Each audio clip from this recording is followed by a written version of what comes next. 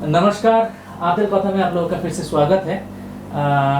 आज जो हमारे साथ है आशा जी है हमारे साथ, वो तो अपने बारे में खुद बताएंगे ही। और नमस्कार आशा जी। नमस्ते। मेरा जो बोलना है, जो कहना है, मैं तो कहीं पर नहीं जाता हूँ जहाँ पर स्टोरी नहीं है, वो वहाँ पर नहीं जाता हूँ। तो क्या स्टोरी है, क्या उनका स्ट्रगल स्टोरी है, क्या करती हैं वो तो अपना आप वो खुद ही बताएंगी। तो ज़्यादा बकवास ना करके उनके हाथ में हम छोड़ देते हैं ये एपिसोड, क्योंकि जितना हम लोग कैमरा के पीछे बात कर चुके हैं, बहुत सारा चीज़ हम लोग ऑन कैमरा बात नहीं कर पाएंगे। ये एक चैलेंज है कि बहुत सारा चीज़ हम नहीं बता पाएंगे इस एपिसोड में, लेकिन ये ज़रूर बताएंगे कि जिस लिए ये चैनल बना है कि हम लोग सोचते हैं कि कुछ भी हो जाता है हमारी ज़िंदगी में तो हम लोग कुछ नहीं कर पाएंगे, पीछे हट जाते हैं और कुछ करने का कोशिश भी नहीं करते हैं। लेकिन ये जो उनका जब हम लाइव स्टोरी सुने, जो ऑफ कैमरा जो हमने लाइव स्टोरी सुने, तो मुझे ये लगा कि यार मैं क्या कर रहा हूँ और वो क्या कर सकती थी और क्या कर चुकी हैं। तो हाँ, ये टाटा अंबानी के जगह पे नहीं पहुँच पाए हैं। अगर होता तो शायद इतना वो अलग ही बात होता, लेकिन वो जो स्ट्रगल करके इस जगह पे खड़ी हैं, जो शायद वो मैं भी नहीं कर पाता, तो इसीलिए आज हम यहाँ पर हैं। तो उनसे बात करेंगे, जानेंगे कि कहाँ के रहने वाली हैं, क्या कहाँ तक पढ़ाई किए हैं, फैमिली बैकग्राउंड क्या था, क्या किए हैं और क्या कर सकते हैं आगे। चलिए उनसे बात करते हैं। मैम, आपका शुरू से शुरू अगर करते हैं तो आपका पैदावार कहाँ का है, आप कितना दूर पढ़े लिखे हैं, क्या किए, वहाँ से अगर शुरू करते हैं। मेरा नाम आशा शाव था पहले, अब मैं आशा गुप्ता के नाम से जानी जाती हूँ। मेरा जन्म हुआ बिहार के बेगूसराय ज़िले के एक छोटा सा गांव है बछवाड़ा, वहाँ पे। नहीं, 4 भाई बहनों के बाद मैं हूँ, सबसे छोटी हूँ मैं। बहनों में छोटी, भाइयों में छोटी, लेकिन एक छोटा भाई है मेरा जो मुझसे 9 साल का छोटा है। और उसके बाद मेरे पापा कोलकाता में उनका शॉप था निर्मली गली में। टूटा, लोहा, कांसा, तांबा, ये चीज़ का उनका कारोबार था। तो फैमिली चल रहा था, लेकिन थोड़ा डामाडोल भी था। बहुत स्ट्रगल था लाइफ में, बच्चों के लिए भी स्ट्रगल था, माँ बाप के लिए भी स्ट्रगल था। तो फिर कोलकाता आ गए समहाउ हम लोग। मैं 3 क्लास तक पढ़ाई की हूँ कोलकाता में, म्यूनसिपैलिटी स्कूल में। उसके बाद पापा हम लोग को गांव ले जाते हैं, वहाँ पे छोड़ते हैं। मेरे जो 2 बड़े भैया हैं, उसके बाद मेरी 2 बहन हैं, उसके बाद मैं हूँ। तो जो बड़ी बहन है मेरी, वो हमसे 4 साल की बड़ी है, और जो मेरी मझली बहन है वो हमसे 2 साल की बड़ी है।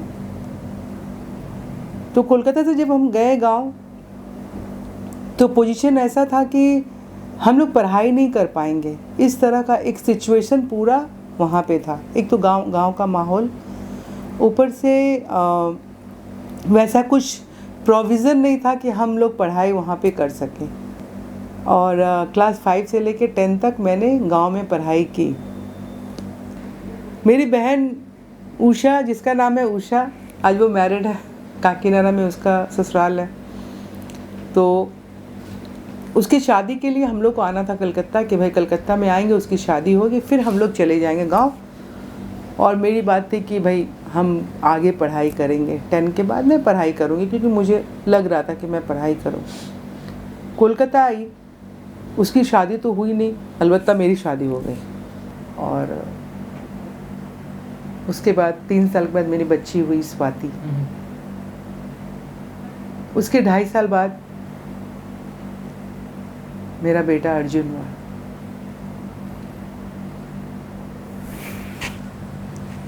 अर्जुन जो है वो मेरे लाइफ का एक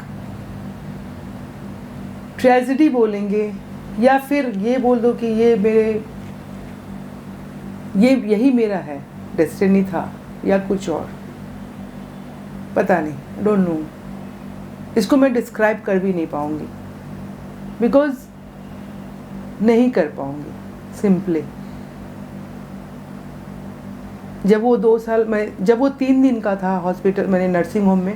मैं यहाँ पर इंटरप्ट करना चाहूँगा। ये मैं क्यों इंटरप्ट करना चाहता हूँ, उनका लड़का उनके लिए ट्रेजेडी नहीं है। जब उनका लड़का हो रहा था हॉस्पिटल में, तब वहाँ पर जो नर्सेस थी, मतलब जो नर्सिंग होम में हो रही थी, जो नर्सेस थी वो ट्रेंड नहीं थी, इस वजह से उनका नॉर्मल डिलीवरी हो रहा था, तो उनको समझ में आ रहा था कि बच्चा नॉर्मल डिलीवरी हो रहा है, लेकिन नर्सेस ट्रेंड नहीं थी, इस वजह से वो लोग कोई हेल्प नहीं कर पाए। और दूसरा क्या हुआ कि बच्चा निकलने के बाद जो नर्व्स था उन्होंने वो पुराने ब्लेड से काट दिया था, उनको पता भी नहीं था कि कौन से ब्लेड से काटा जाए। ये एक माँ के बोलने के लिए बहुत ही दर्दनाक है, इसलिए मैं यहाँ पर बोल रहा हूँ, उनको सामने रख के बोल रहा हूँ, क्योंकि वो बहुत ही यहाँ पर इमोशनल हो जा रही है और मुझे ये इस बात को ज़्यादा खींचना भी नहीं है, लेकिन ये आपको जानना चाहिए क्योंकि तब ये मोलाली का ही एक नर्सिंग होम था, वह उनका नाम नहीं लेना चाहता हूँ। तो वहाँ पर वो जो नर्व्स कटने की वजह से, वो जो पुराना ब्लेड की वजह से उनको, उसके बच्चे को सेप्टी सेमिनिया हो गया था वहाँ पर, और उसके वजह से 3 दिन बाद उसको कन्वल्शन आया, नर्सिंग होम में ही आया। रविवार के रात में वो हुआ और बुधवार के सुबह सुबह देखते उसका ना मुंह ना ऐसे थोड़ा खिंच रहा है। अच्छा। तो डॉक्टर को बुलाए, तो डॉक्टर चाइल्ड स्पेशलिस्ट आए थे, तो वो बोले कि ये तो गलत है, मतलब फिर हमको संग संग चाइल्ड इंस्टीट्यूट पार्क सर्कस में है ना, वहाँ पे भर्ती किया गया। और फिर उसके बाद 1 महीना मैं उसको लेके वहाँ पे थी। लास्ट में उसको जॉन्डिस हुआ, मेनिंजाइटिस हुआ। मेरे को अच्छा फील नहीं होता, लेकिन क्योंकि संतान है ना, तो देखिए इसको जो माने जो डॉक्टर की गलती की वजह से या नर्स की वजह से माने जो मेनिंजाइटिस हुआ, इस वजह से उसका नर्वल थोड़ा प्रॉब्लम हो गया, जो अभी उसका दिमागी जो उम्र है वो 4 साल का बच्चे के जैसा है। ऐसा नहीं है कि वो हमारे लिए कोई खराब है या ऐसा कुछ नहीं है, लेकिन किया किसी और ने भुगत रही है वो, या जो भी है, माने जो एक्सप्लेनेबल नहीं है। तो मैं इस एपिसोड से माने इस जगह से मैं निकलना ही चाहूँगा, लेकिन ये है कि उनके स्ट्रगल में ये भी एक एपिसोड है कि उनको बच्चा होने के बाद भी वहाँ पर स्ट्रगल करना पड़ा, और अभी भी थोड़ा बहुत तो स्ट्रगल करना ही पड़ता है, क्योंकि अगर दिमागी तौर से कोई अगर बच्चा रहता है तो उसको संभालना थोड़ा बहुत तो स्ट्रगल रहता ही है। तो ये एपिसोड माने इस टॉपिक को यहाँ पर दबा के हम लोग आगे बढ़ते हैं, क्योंकि उन्होंने क्या अचीव किया वही हमारे लिए सब कुछ है।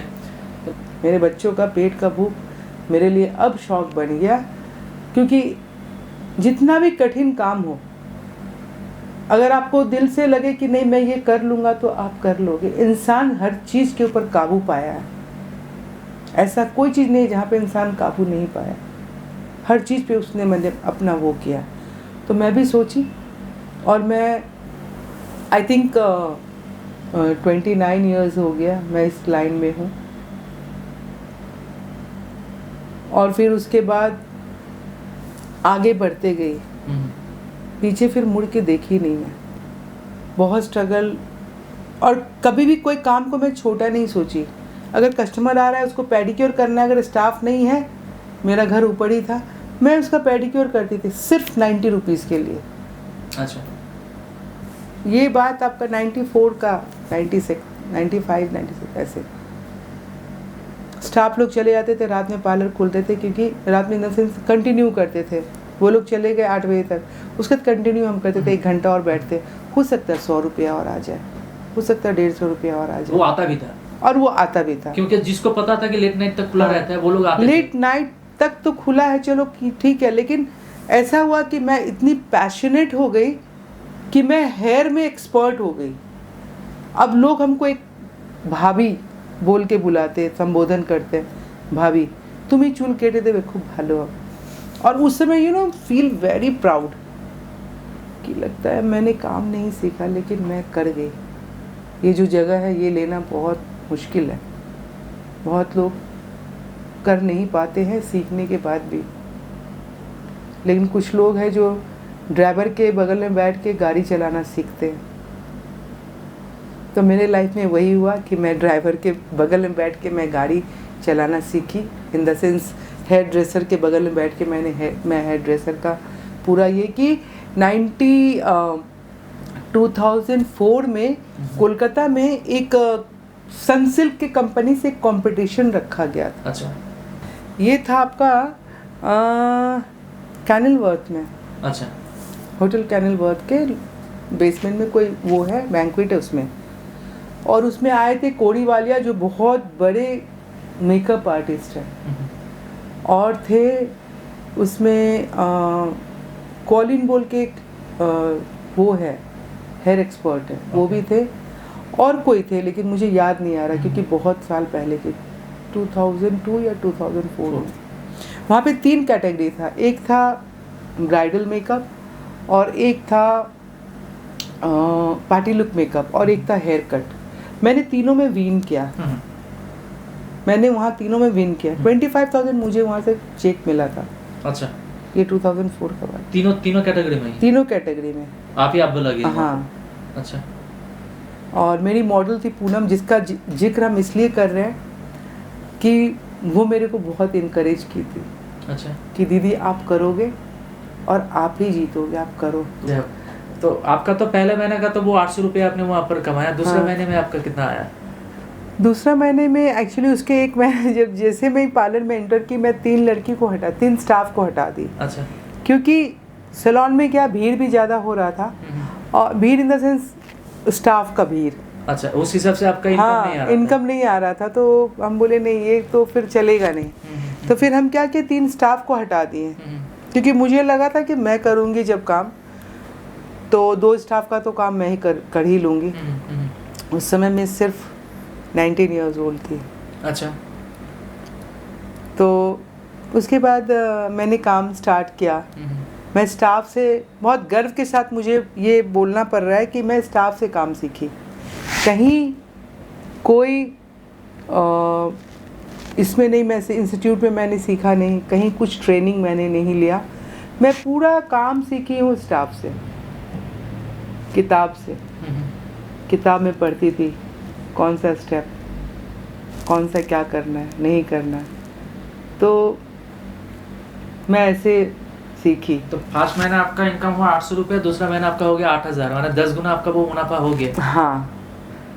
तो मेरा बेटा अर्जुन, और उसको मैं ऊपर जाती थी खाना वाना खिला के, फिर सुला के आती थी, फिर हर 1 घंटा में मैं चली जाती थी क्योंकि 4 तल्ले पे था और नीचे में मेरा सैलून, तो कोई प्रॉब्लम नहीं हुआ। तो ऐसा ही ये रहा, चलता रहा। उसके बाद धीरे धीरे मेरी बच्ची भी बड़ी होने लगी, लेकिन ससुराल से जो मेरा एक सपोर्ट होता वो कभी मिला नहीं मेरे को। था बहुत कुछ, लेकिन वो आपके लिए कुछ नहीं था। सपोर्ट नहीं था। हाँ, एक सपोर्ट था, हमारे जो चाचा ससुर जी जो थे वो मेरे को पार्लर बोले थे कि भाई तुम इसको चलाओ, और उन्होंने बोला था कि आपने मांगा था कि हाँ, वही। और क्या, फिर भी मांगने से थोड़ी ना कुछ मिलता है, देने वाला का भी हाथ होना चाहिए। इतना एहसान मैं मानती हूँ क्योंकि मैं इस मामले में बहुत ज़्यादा वो फ्रैंक हूँ कि भाई जो मेरे लिए अगर करता है तो मैं उसका ज़रूर ये करती हूँ। तो यही हुआ। उसके बाद मेरी बेटी पढ़ाई कंप्लीट, बेटी का पढ़ाई का ऐसा था कि मेरे सामने समस्या था कि भाई उसका फीस मैं कैसे दूँ, कैसे क्या करूँ, तो वो धीरे धीरे मैंने गहना बेच के मैंने उसको पढ़ा दिया पूरा। और बाकी तो आप वो तो सैलून में काम करती थी। हाँ, वहाँ से हो जाता था। हाँ, मैनेज भी होता था, खर्च भी था। अर्जुन के पीछे मेडिकेशन में बहुत सारा वो था, खर्च था। फिर मेरी जेठानी जेठ, उनको भी देखना था कि जीवन में ऐसा कुछ पलाया हो कि सब छोड़ के भाग जाना है, मुझे यहाँ पर नहीं रहना है। ये पलाया। मेरा भाई शादी किया था, तो उस समय कुछ ऐसा मेरे लाइफ में आया कि मैं सब कुछ तय कर ली थी कि मैं नहीं रहूँगी यहाँ पर, क्योंकि मेरे कहीं ना कहीं मेरे को ना इंसल्ट एकदम पसंद नहीं है। मैं ईगोइस्ट नहीं हूँ, लेकिन अभिमान नहीं है, लेकिन स्वाभिमान से जीती हूँ। तो मुझे ना कोई इंसल्ट करना, ये करना मेरे को अच्छा नहीं लगता था। मैं इतना मेहनत करके करती थी, लेकिन लोग उल्टा पुल्टा बोलते थे कि सैलून में क्या काम हो, ये सब तो मुझे अच्छा नहीं लगता था। मुझे बहुत ही हर्ट करता था, जबकि लोगों को पता है कि ये एकदम अच्छा काम कर रही है। क्योंकि आपका तो लेडीज़ पार्लर था ना? लेडीज़ पार्लर था। आप ये एक बात है, मैं चैलेंज कर सकती हूँ कि फूलबागान एरिया में आप किसी को भी पूछ लो, बेलीज ब्यूटी पार्लर की भाभी, सब मुझे कस्टमर लोग भाभी ही बोलती है। जो लेडी आती है वो भाभी बोलती है, जब उसका बेटा का शादी होता है तो उसकी बीवी भी हमको भाई बोलती है, और जब उसका बेटा का बेटी होता है तो भी भाभी बोलती है। अच्छा, मतलब इंटरनेशनल भाभी। सौरभ दादा हो गए आप, हाँ, भाभी। अब तो ये मतलब अब जाके ऐसा ट्रेंड आया मैम मैडम ये, लेकिन पहले तो यही था बौदी भाभी दीदी, तो वैसे ही। तो बहुत अच्छा मेरा वो रहा, एक दौर था, स्ट्रगल तो लाइफ में बहुत था। तो उस समय मैं सोच ली थी कि मैं चली जाऊंगी, एकदम सब कुछ मैंने अपना पैकअप कर लिया था। बस अर्जुन को ले ली थी और मैं अपनी बेटी को देहरादून से लेती और मैं चली आती। कहाँ चली आती नहीं चली आती मुझे नहीं पता, लेकिन मुझे ना अपने मेरे जो साथ में रहते तो मेरे को बहुत पोक करते थे, अच्छा नहीं लगता था। रात में हम काम करके नीचे से सारा दिन काम करके नीचे से ऊपर आए, अब वो इस तरह का लैंग्वेज, इस तरह का सिचुएशन, सब मिल के मेरे को बहुत वो करते थे, दबाते थे, जो कि मुझे अच्छा नहीं लगता था। तो मैं बोली कि मैं भाई को बोली भाई हम नहीं रहेंगे, और मैं उसको ये भी नहीं बोली कि मैं जा रही हूँ, क्योंकि हमको पता है कि अगर मैं बोलूँगी तो वो मुझे रोकेगा। और लास्टली वही हुआ। मैं जब हावड़ा से ट्रेन में बैठने लगी तो मैं भाई को फ़ोन की कि भाई हम जा रहे हैं। अच्छा ठीक है तुम हमसे मिल के नहीं जाएगी, हमसे मिल के तो जाओ कम से कम। फिर आया हावड़ा स्टेशन, आके बोलता है कहाँ भाग रही हो, किससे भाग रही हो, सक्सेस हो जाएगा, तुम सब कुछ हो जाएगा, लेकिन भागना शुरू करोगे तो कहीं भी छोटा पड़ जाएगा। और फिर उस समय उसकी वाइफ का बेटा होने वाला था, बोले अपना भतीजा का मुंह नहीं देखोगी। ये जो बात बोला ना, तो बस मेरा और कदम रुका, उसके बाद कभी नहीं उठा। कभी नहीं उठा।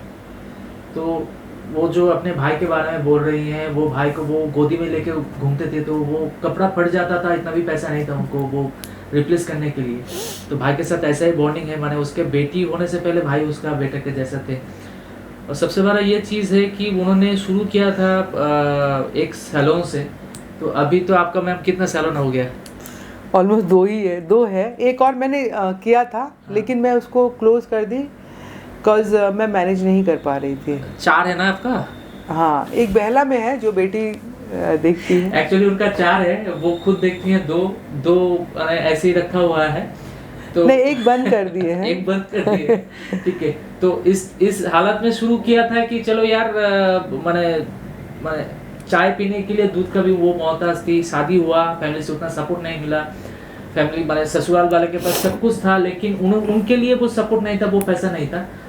तो सब मिला के उन्होंने पूरा वो माने क्या बोले, दुर्गा पूजा सामने है, वो पूरा माने एक साथ पूरा सब रूप धर के अपने फैमिली को बचाया।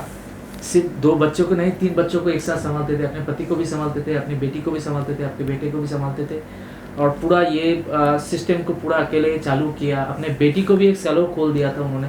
अभी काम का प्रेशर इतना बढ़ गया है कि अभी वो 2 चला रहे हैं, बाकी 2, एक तो बंद कर दिया, एक चल रहा है, लेकिन वो अपने नाम पे नहीं चल रहा है, ऐसे ही है ना। तो बाकी तो उन्होंने जो भी किया है खुद के दम से किया है। अगर मैं थोड़ा दिखा पाता या बोल पाता है ऑन कैमरा तो बहुत कुछ बोल सकता था, लेकिन मैं पहले भी बोल चुका हूँ कि कैमरा में बहुत कुछ नहीं बोल पाऊंगा, दिखा भी नहीं पाऊंगा। लेकिन ऐसा है कि अभी अपने आप में वो पूरा स्वयं संपूर्ण है, अपने आप में वो पूरा कंप्लीट है, क्योंकि अभी उन्होंने अपना पूरा फैमिली संभाल लिया। तो जो लोग डर जाते हैं या पीछे हट जाते हैं, यार मेरे साथ इतना कुछ हो गया है, मैं बार बार यही बोलना चाहूँगा कि मैं कैमरे में बहुत कुछ नहीं बोल पा रहा हूँ, इनका फैमिली लाइफ में बहुत कुछ नहीं दिखा पा रहा हूँ। ये जो शोभा नहीं होता है कैमरे में या ऑन कैमरे में बोलने के लिए, लेकिन मैं उनको सैल्यूट जरूर करना चाहूँगा कि एक महिला होके बाहर गांव से आके कोलकाता में वो रहती थी, लेकिन इतने कम उम्र में जब शादी हो गया, 15 साल की उम्र में जब शादी हो गया, उसके बाद पूरा स्ट्रगल करके